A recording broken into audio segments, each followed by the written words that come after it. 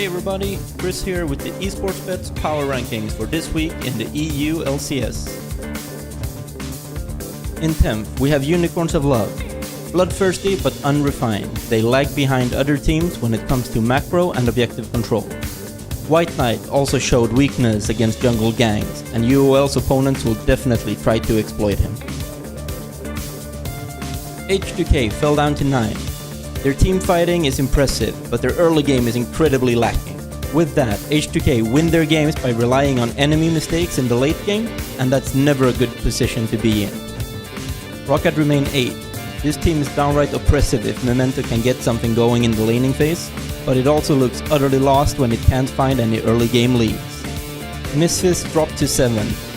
Despite their early aggression, Misfits just can't get it together in the late game.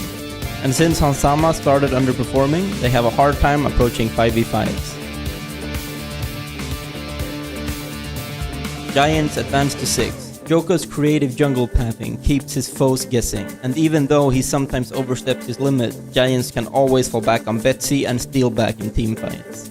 Vitality stay fit. They got better at roaming and playing around mid lane, but they're still a team that heavily relies on momentum. And if someone outmuscles them in the early game, Vitality crumbled in the face of enemy aggression.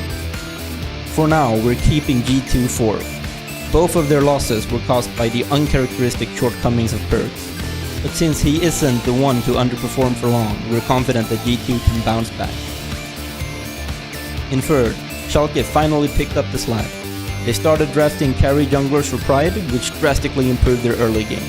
Meanwhile, Nukeduck and Upset stepped up to the point where they can seamlessly take over teamfights. Splyce hold on to 2nd place.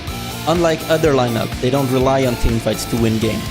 In fact, Splyce are perfectly content playing around objectives and slowly suffocating their enemies to death.